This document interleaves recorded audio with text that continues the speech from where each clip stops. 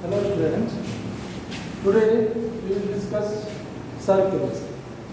Circles where a curved plan figure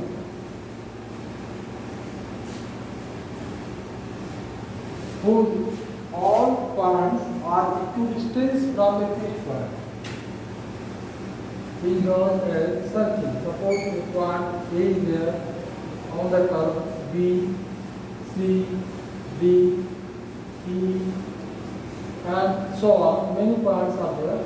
If we join O to A, O to B, O to C, O to D, O to E, and O to F, then all the line segments are equal. That is, we say that locus of a point equidistant from a fixed point is known as circle. That is, a point moves around a point in such a way that its distance is always the same from that fixed point. The fixed point is known as center of the circle, and the path on which a point moves such that its distance remains constant is known as circle. Actually, circle is a plan figure, and it is a curved figure also, and the points on the curve are equidistant from a fixed point. The fixed point is known as center. That is locus of a point. Locus of a point equidistant from a fixed point. Equidistant from a fixed point.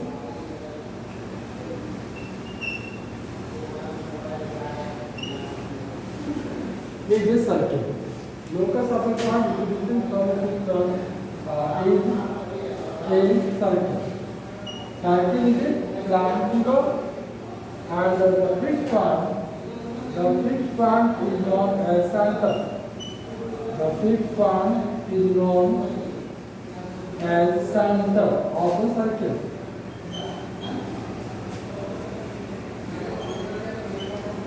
Center of the circle. And the distance of the point from the center is known as radius. The OA, which is the distance of the point from the center, is known as radius. Radius of the circle.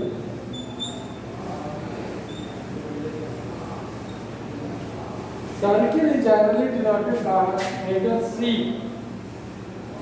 We can note a letter small c, and if we write COR, it means there is a circle whose center is O and length of radius is R. If center of the circle, C stands for circle, C is a circle, O is the center, C is the name of the circle, and O is the center, and R is the radius of the circle. Radius of the circle. Now, if we join two points of a circle, then we get a line segment, straight line segment, and that line segment is known as chord. Now, chord of a circle.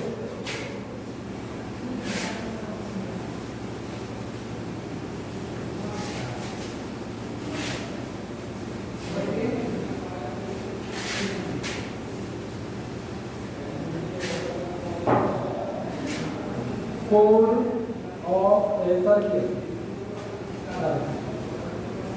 If we join two points of a circle, suppose there is a circle C whose center is O and radius is R, and there are two points A and B on the circle. If we join this line segment, AB is obtained. By joining A to B, we get the line segment. The line segment AB is known as chord.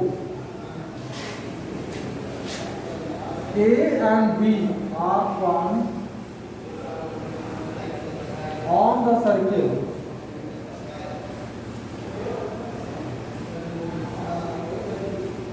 then the line segment AB is the chord of the circle. The chord of the circle.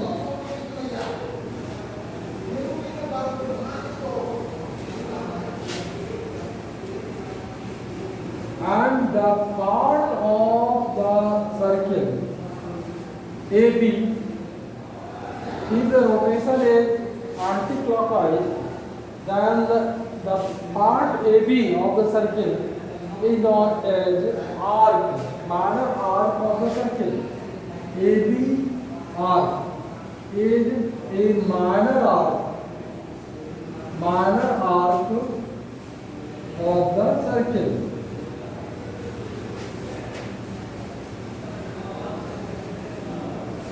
But you should note that if the movement is anti-clockwise, then AB arc is a minor arc from A to B.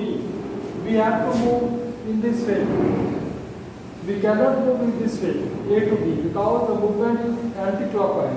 And if you move from A to B from this side, then it is the movement in the clockwise, not anti-clockwise. That's why we should write the direction of movement to indicate the minor and major arc. If we write BA arc, in this case, BA arc is a major arc of the circle. If the movement is anti-clockwise, then BA arc is this arc, BCA. In this portion, the points move from B to A in the anti-clockwise direction, because movement is shown in anti-clockwise direction. Therefore, BA indicates the major arc. But if we remove the direction, then AB, this is the case. But when we move, suppose the direction, then AB will be major arc. In this case, AB in the case when the movement is clockwise, then AB is major arc.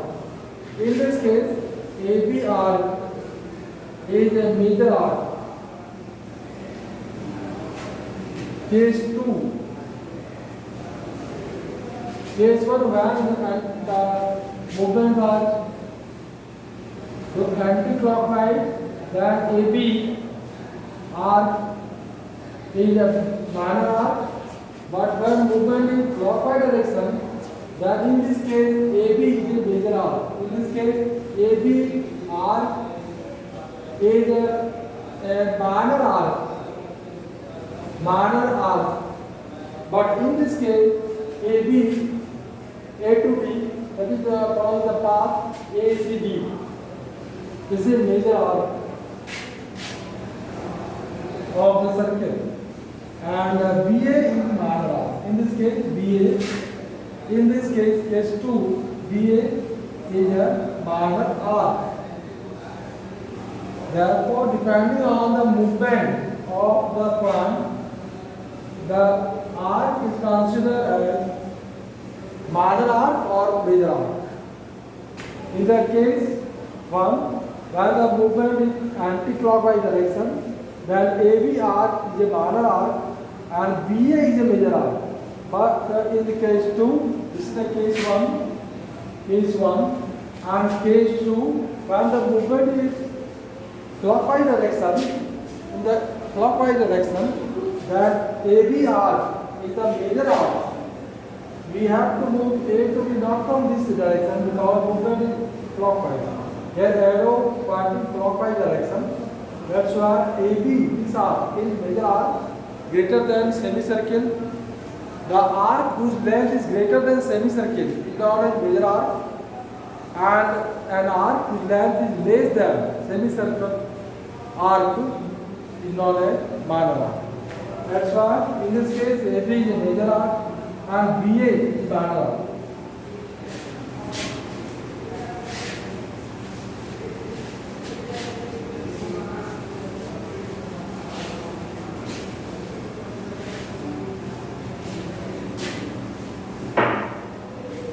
Now, suppose there are two circles and their radius are the same. If the radius of both circles are same, then the both circles are said to be congruent to each other. OA, suppose PB. O and P are the center of two circles, and A and B are the points on these two circles separately. Then in the first case where O lies on a circle in center O, A lies on circle in center O, OA is the radius, and in the second case PB is the radius. If OA equal to PB, it means radii of the both circles are equal, then the circles are congruent. Suppose this one is C1, this one is C2. Then C1 OR is congruent to C2 O, and suppose this one is other length OL. R is the radius. Here also L is the same line. OR PR. This is PR. C1 OR, this one is C1 OR. C1 indicates the first circle, the center O radius R, and C2 is the second circle, the center is P, and radius is R. Then it is also R. Then the both circles are congruent to each other. Now, if two arcs are equal, then they subtend equal angle at the center of the circle. Suppose there is a circle and movement some this way, and there are two poles AB and CD. Then arc AB and arc CD. If arc AB is congruent to arc CD, that is both lengths are equal, then they subtend equal angle at the center. If we join center to the axis of the pole, then these two angles are equal. Then tan sin AB MAB is equal to MCD. MAB indicates measure of the angle subtended by arc AB at the center. MAB indicates measure of the angle subtended by an arc AB at the center of the circle.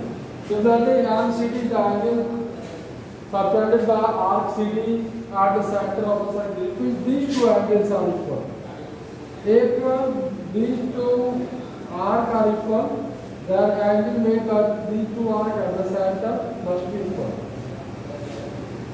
And similarly, two chords of a circle are equal, then they subtend equal angle at the center. Suppose AB and CD are two chords. This is for arc, and if AB chord is equal to CD chord. In a circle, there are two chords AB and CD. If the length of the two chords are equal, then angle AOB is equal to angle COD. This angle is equal to this one, and this is theorem. This is theorem. Equal chord subtends equal angle at the center. Equal chord subtends equal angle at the center of the circle. If in a circle there are two equal chords, then there is an equal angle at the center of the circle. If there are two congruent circles,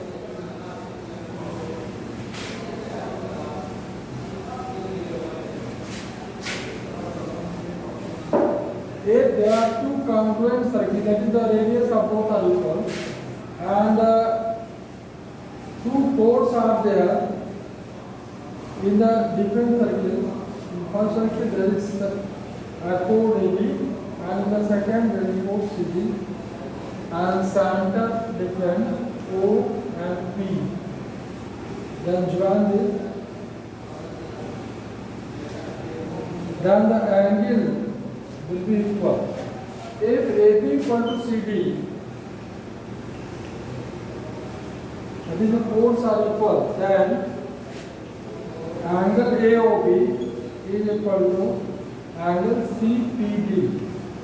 That is, if there are two congruent circles, suppose C1OR and C2PR. There are C2PR. There are two circles whose center are different, but radius are of the same length, and two chords are there. The two circles separately. In the circle with center O, there is a chord AB. On another circle with center P, there is another chord CD. And if AB equal to CD, in this case, then angle AOB is equal to angle CPD. This is the theorem. You can prove it by making the two triangles congruent. Here OA equal to PC, because the circles are congruent, their radius must be equal. OB equal to PD, similarly, and AB equal to CD given. By SSS, the two triangles are congruent. Therefore, angle AOB equals angle CPD by CPCT. Therefore, this theorem can be proved by applying the criteria or the congruency of triangle. Now, there are some terms used in circle, like diameter of a circle. Diameter.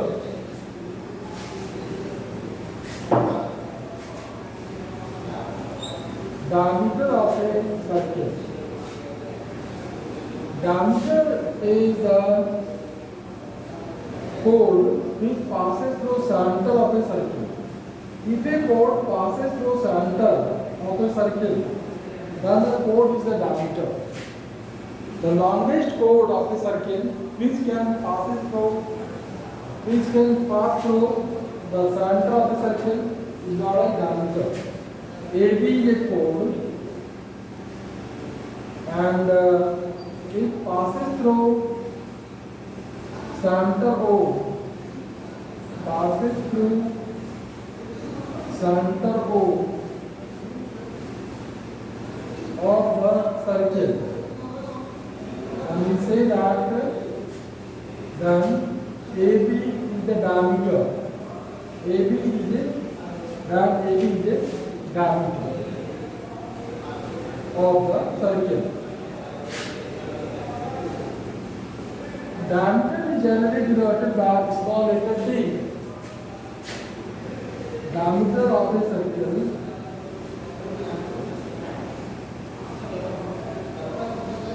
is generally denoted by small letter d.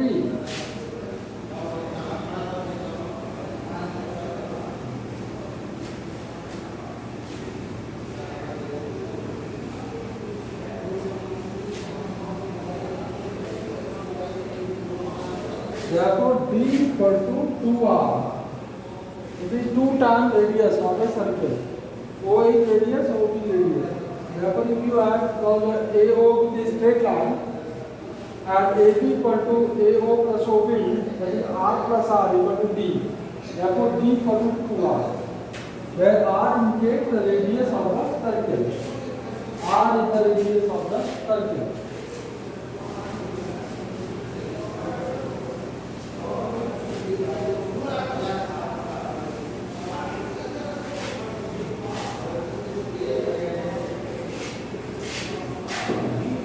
Now, secant of a circle. If a line cuts a circle at 2 points, suppose L is a line which cuts a circle at 2 points P and Q, then L is called secant of a circle.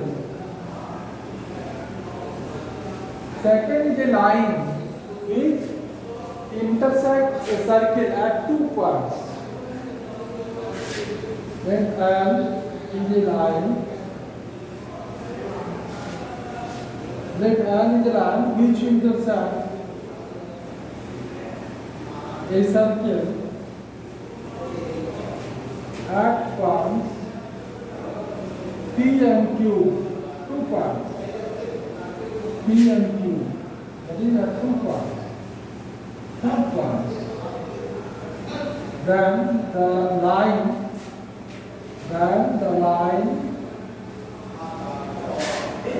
L is called secant of the circle.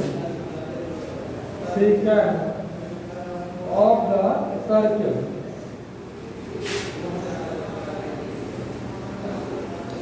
L is the secant of a circle which intersects a circle at 2 points P and Q.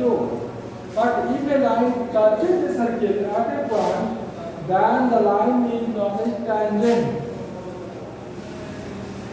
Now, tangent to a circle.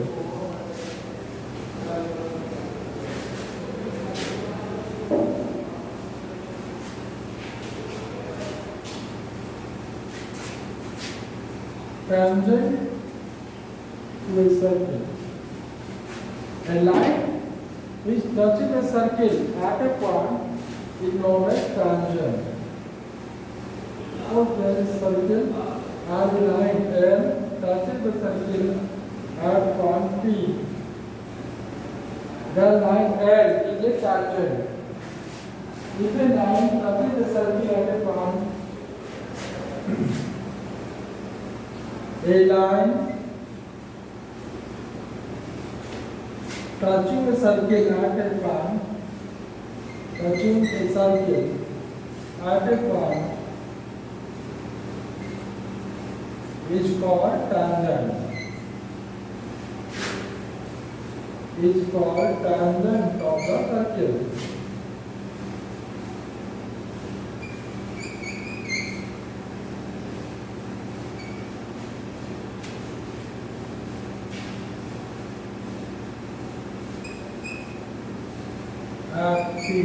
At P. Now, semicircle.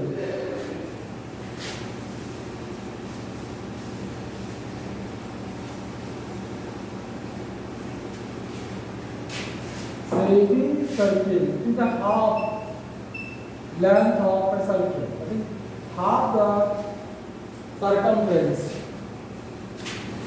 Circumference is the length of boundary.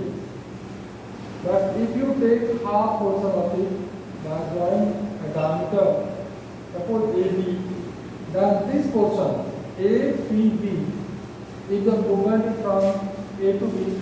That APB is a semicircle. Here RAB is a semicircle. If AB is a diameter, here AB is a diameter. AB is a diameter.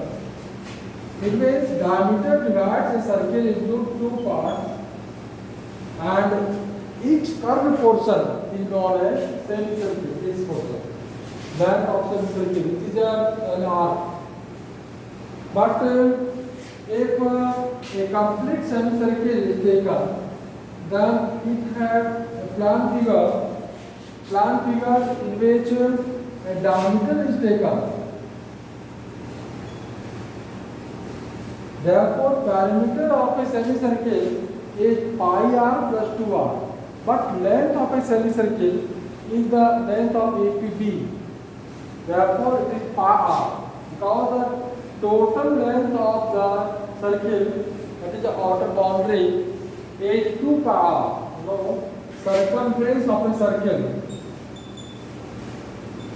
Circumference of a circle, it is 2 pi r. 2 pi r. It is the length of the boundary of a circle. That is absolutely the same. Only this length is 2 pi. Length of the boundary. But if you take only pi, then it will indicate the half of the length of the circle. This is the length of semicircular R. Therefore, length of semicircular R is pi r. Length of semicircular arc. Semicircular arc. It is pi r. But perimeter of a semicircle. Perimeter of a semicircle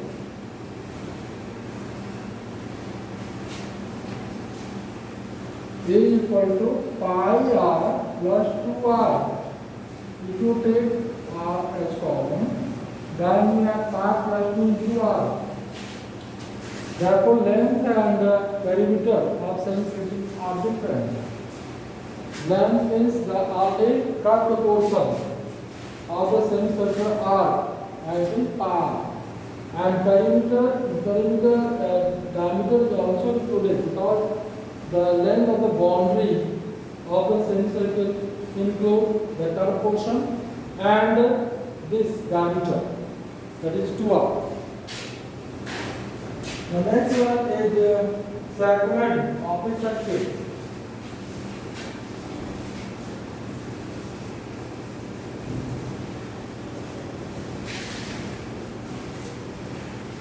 Segment of a circle.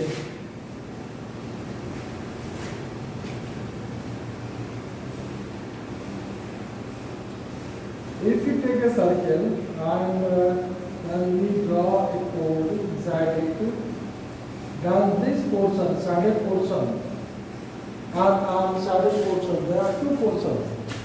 Chord divides the circle into two portions, and if portion is less than the area of the semicircular portion, then it is minor segment, and the portion whose area is greater than a semicircle given circle, then the portion is said to be major segment.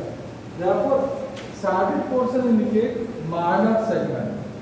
This one is minor segment, and unshaded portion, this one is major segment. A cone divides a circle into two segments. Sometimes, if the cone is not a diameter, then a small portion and a larger portion is obtained. The small portion which is shaded in the figure is known as minor segment, and the larger portion which is greater than, whose area is greater than that of semicircle is a major segment. Now, factor is major this one. But if we draw a diameter, then it divides the whole circle into semicircles. Now, factor of the circle. Factor of a circle. So we have a circle, and we take 2 points on our AB, and we join both parts to the center. Then this portion is known as sector, the shaded portion. A sector also divides a circle into two parts. This one is the minor sector. The this is called minor sector. Its area is less than semicircle. Minor sector, because its area is less than semicircle. This angle is known as central angle, theta. If theta is less than 180 degree, then the sector with is minor sector. Here uncertain portion is major sector. Major sector. In the case of minor sector, the central angle is less than 180 degree. Theta, central angle of the sector. Central angle of the sector is theta. And if theta is less than 180 degree, then the sector is minor sector. Then the sector form, then the sector is a minor sector. That is, in a minor sector, central angle is less than 180 degree. If theta is greater than 180 degree, then the sector is major sector. Then the sector is major. Then the sector is a major sector.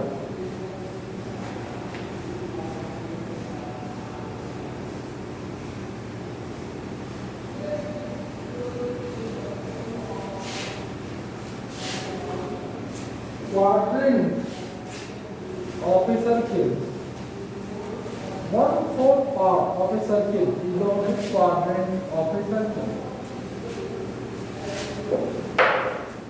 Next term used in circle is quadrant of a circle.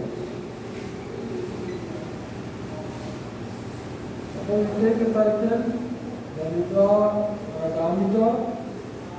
On another diameter perpendicular to this diameter and passes through the center because of this diameter. If the both diameter intersect at point O, then O is the center. Then these four parts are the quadrant. Each part is a quadrant. It is actually a sector. A sector having central angle is 90 degree. Central angle is 90 degree is known as quadrant. Known as a quadrant. And its area is 1/4 of the area of the circle. Because a quadrant is the 1/4 portion of the circle, and area of the circle is of r square. Therefore, area of the quadrant is obtained by the formula. If the area of the quadrant is obtained by the formula 1/4 pi r square. Because it is the 1/4 part of the circle. So next is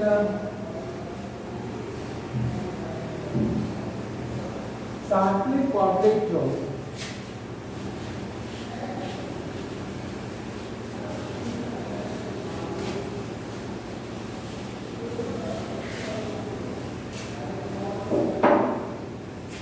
Cyclic quadrilateral. A quadrilateral whose all vertices lie on a circle is known as cyclic quadrilateral. Suppose A, B, C, D are four consecutive points. A, B, C, D are four consecutive points. 4 points are said to be consecutive if they lie on a circle.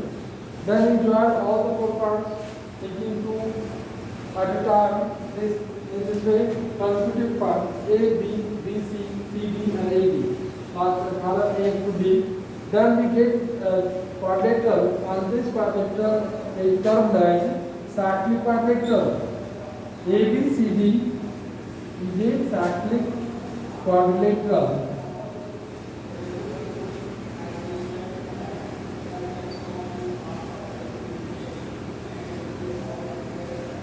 And there is some significance of the cyclic quadrilateral. That is the Opposite angles of a cyclic quadrilateral are supplementary. Angle A plus angle C equal to 180 degree, and angle B plus angle D is equal to 180 degree. Opposite angles of a cyclic quadrilateral are supplementary.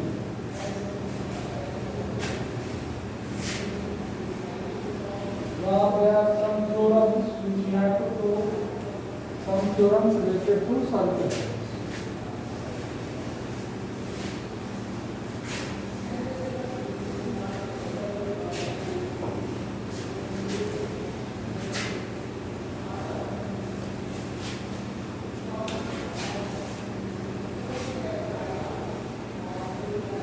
Equal chords sustain equal angle. Theorem 1. Equal chords sustain equal angle at the center.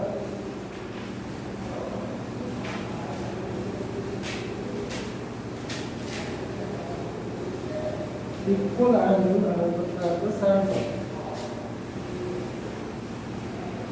At the center of the circle.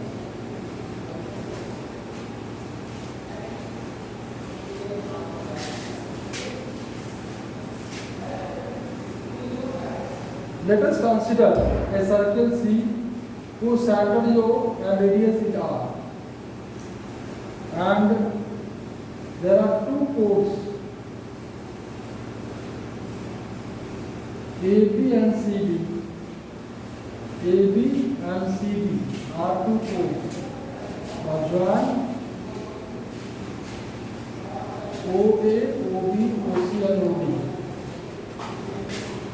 Let COR be a circle.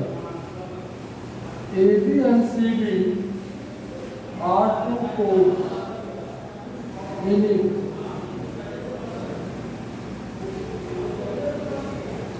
To prove angle AOB equals angle COD.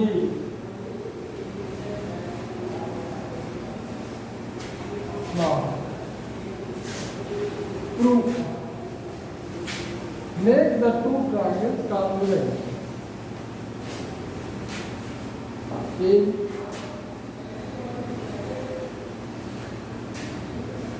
triangle AOB and triangle COD. OA equal to OC, OB equal to OD, and AB equal to CD. Therefore, triangle AOB is congruent to triangle COD by SAS congruency. Therefore, angle AOB equal to COD. CP and proof. Okay, now next day I will discuss all the theorems. Bye.